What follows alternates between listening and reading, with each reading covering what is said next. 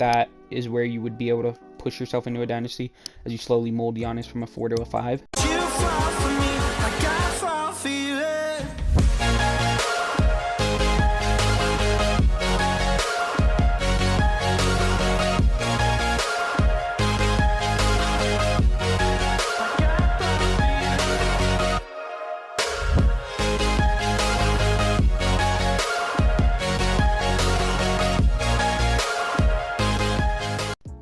Alright, everybody, welcome back to another episode of NBA Now. I'm your boy Dom, and we're going to get right into things here today.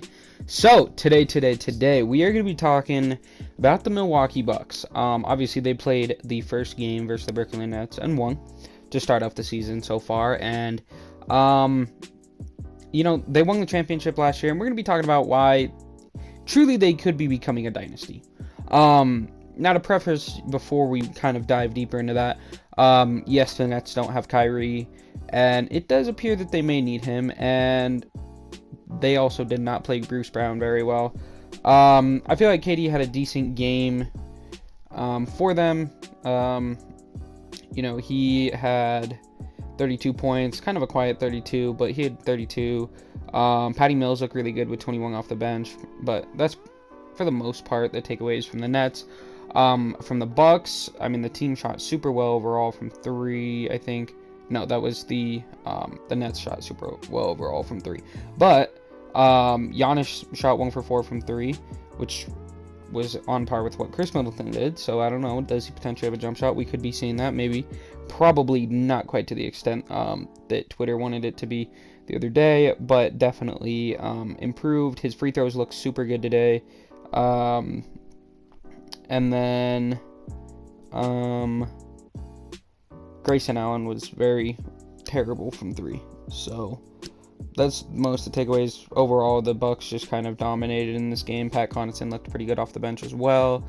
And Jordan Nwora is a pretty decent bench guy for him.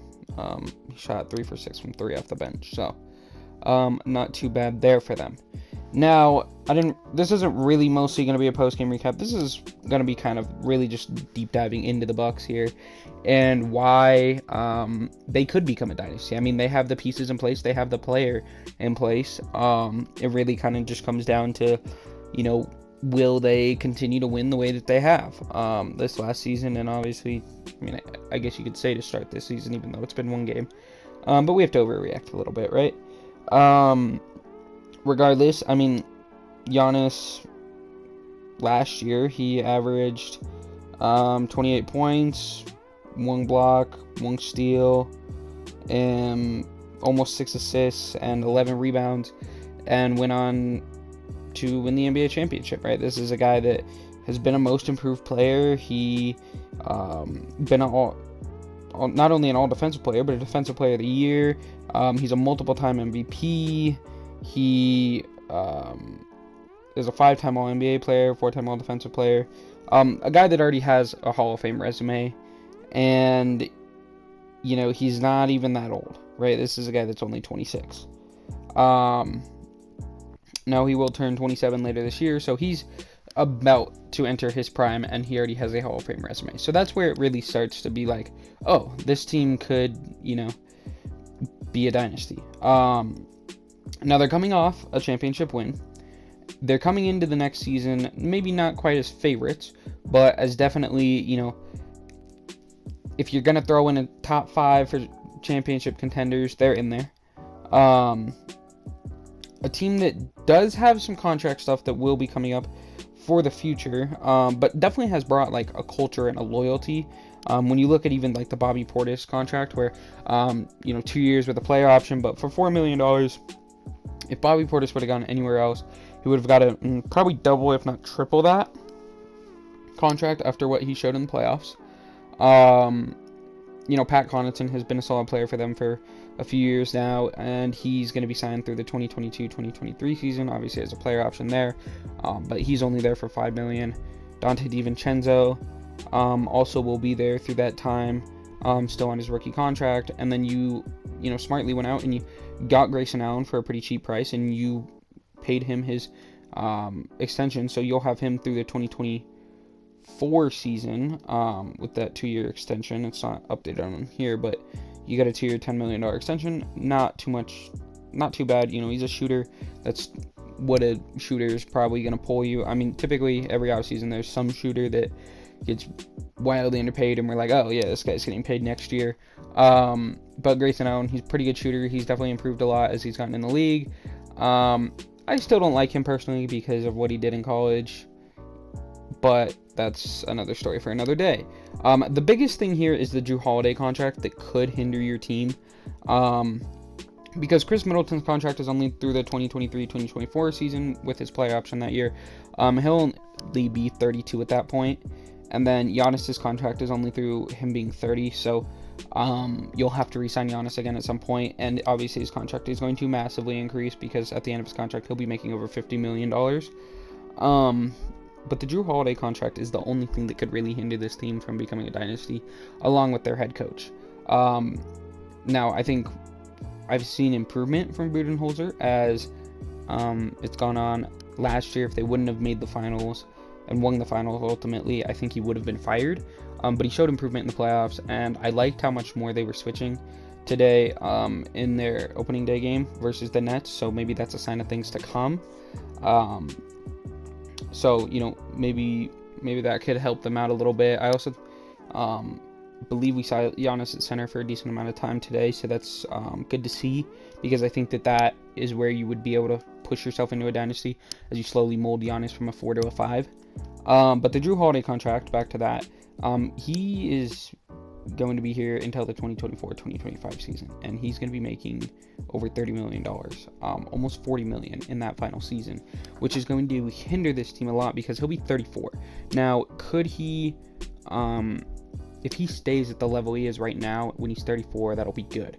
But we've already seen decline from Holiday, I think, from where he was. I think if you were to take New Orleans, when New Orleans beat the Blazers in the playoffs, when New Orleans was the 6th seed and the Blazers were the 3rd seed, and it was a big upset with Anthony Davis there, and that was really New Orleans' only win with Anthony Davis there. That was this team's pretty has potential, right? That is really I think that's peak Jrue Holiday. I think he's still a very, very good player, but his scoring has gone down since then, and that could be partially due to role. But I think when you look at it in 3 years, 4 years time, he's not going to be the player that he is now. And if you aren't able to offload that contract at that point, or if he isn't able to give you enough production value to be meaningful of that contract, then that could definitely hurt you later on. So if you want a dynasty, you want to keep winning, and that could either potentially put a couple years of you not winning championships, or if he does stay good until 34, which 34 isn't the oldest thing to stay good. Chris Paul is definitely older, and he's still playing good. Now, obviously, again, he's not in his prime, but if Jrue Holiday can have some sort of progression forward with his age that Chris Paul had in a similar facet, where both of them are good defensive guards. Jrue Holiday's never been what Chris Paul has been, but if he can be a good playmaker, a good defensive guard, and just keep that up through the rest of his career, and through the rest of his contract, the Bucks are looking good. Now, the contract will be a bit much at the latter end of it, but hopefully, you'll have Brown and some other guys to help out with that.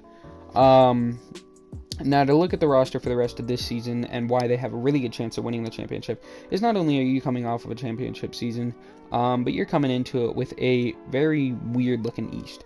Now, I think we all looked at the East in the offseason and said this team got better, or this conference got better, for a better word there. But multiple teams got better. We saw the Chicago Bulls make moves to try and become a playoff team potential. I don't see them quite as contenders, but a playoff potential, deep playoff team, and try and rebuild that Bulls culture, right? We saw Miami Heat go out and get Kyle Lowry. We saw even, and this wasn't this last offseason, but the season prior, we saw the Nets bring in James Harden, right? And we know that the 76ers, what they have, but, that's 5 or 6 teams that, when healthy, when all playing together, are championship level teams. I think that was 5. Either way. But that's the Bucks, the Nets, the Sixers, the Heat, and the Bulls. Yeah. So when healthy, any of those 5 could be championship teams. We've seen the Atlanta Hawks get better. We've seen the New York Knicks get better.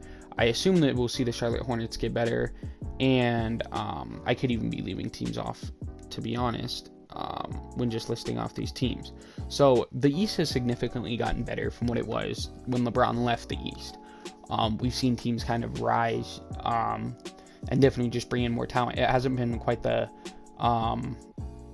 just vacuum that it was in the early 2000s, where it was, players constantly were leaving, or in the early 2010s, early 2000s, where teams in the East were losing players to teams in the West, which created constant power vacuums. That's how the Indiana Pacers and teams like Paul George and Indiana Pacers and stuff like that became like perennial title teams, because the power vacuum was just a constant thing in the East that had to be filled by teams. And not to say that the Paul George and Indiana Pacers weren't good.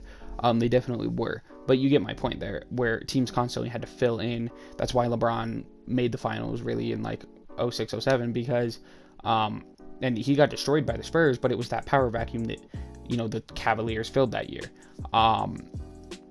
And so, now it's kind of everybody starting to fill up their roster in the East. Players are going from the West to the East, and although the West is still the deeper conference and has a number of teams that can win a championship as well, the conferences have become more balanced. Now at the bottom, I think the East is much worse than the West, but overall the conferences have become more balanced, and both conferences have at least 5 teams that if they won the finals, maybe some of them you'd be like, oh, like if the Chicago Bulls won the finals, we'd be like, oh, what the hell? Chicago Bulls won it. But we'd also be like, this is a good team. This team came together, built something. It's one play. Say Lonzo has a breakout year or something like that. He was number 2 overall pick. Boom, you can build a narrative for that or something. And so the East has gotten better. But the reason that the Bucks have a really good chance to make the finals is because, like I said, the Chicago Bulls, it's their first year being together, so that's going to be troublesome. The Miami Heat have very limited depth, as they traded some of it away for Kyle Lowry, and unless Tyler Hero really jumps into a stardom type of thing, or they trade him for more pieces off the bench, you're looking at maybe an 8-man team that can really come out there and play, which in the playoffs you'll see that shrink. But if any injuries occur, that can be very detrimental to that team. And obviously we don't hope for any injuries, but injuries happen every season. We saw it happen last year. That's why people wanted to put asterisks on the ring, and an asterisk on Chris Paul making the finals and everything, but they happen every year, right? So if the Miami Heat get any injuries, it's going to be detrimental to them. And they also don't have the highest start. Like, Jimmy Butler's a very good player, but he's not like on Giannis level, right? And we've seen that. And then when you look at the Philadelphia 76ers, there's the whole Ben Simmons situation. When you look at the Brooklyn Nets, there's the whole Kyrie Irving situation and their defense situation, which really needs to be addressed. And so that leaves the Milwaukee Bucks as really the only like complete team that isn't going to have these issues. Now, do they have some injury issues currently right now? Yes, they do. They, Bobby Portis is out. Drew Holiday left the game. Dante DiVincenzo's out. So to start the season, they have some injury issues. But as they get to become a healthier team, they're going to become more of a threat in the East, especially bringing back most of their guys, paying some of their guys. That makes guys in the locker room happy. They've got the same head coach, right? They're not going to have any big changes, any big shakeups. For the most part, they're going to be the same team that they were that won the championship, right? If not slightly improved, or slightly worse, one of the two, right? But for the most part, they'll be the same team that won the championship, whereas all these other teams have something going on with them. And so my early prediction would have been for the Nets to make the finals, as long as they were healthy, right? Now, they got struck by the injury bug last year, but my early prediction would have been for them to make the finals. But, looking at this Bucks roster, Giannis, pray to God, has never shown signs of major injury, or even like Chris Middleton has never shown signs of major injury, right? Whereas for the Nets, all 3 of those star players have shown injury issues, whether it be last year or prior, right? And so I would take the Bucks to make the finals now. Looking at it from the first game of the season, obviously they beat the Nets, but I don't take that game into much consideration, since it's the first game of the season.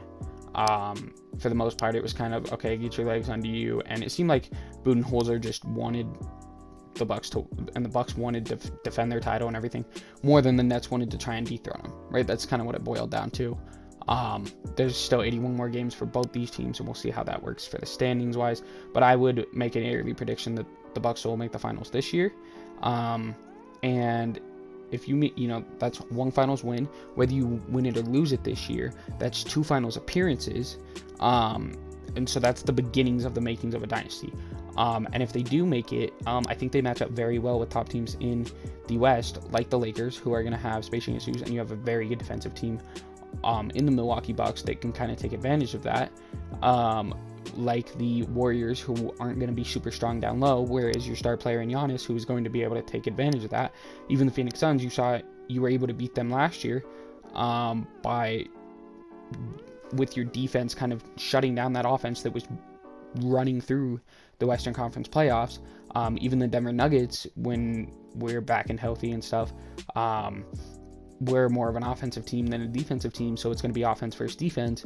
And although typically offense wins, when you look in the playoffs, defense is really clamped down, the rules really clamped down, and especially with the new foul rules, I think it'll make it easier for strong defensive teams to, win more. Which, I'm not saying that the Bucks would beat any of them, and I'm not saying they would lose to any of those teams, but they have a fighting chance in every single one of those series, right?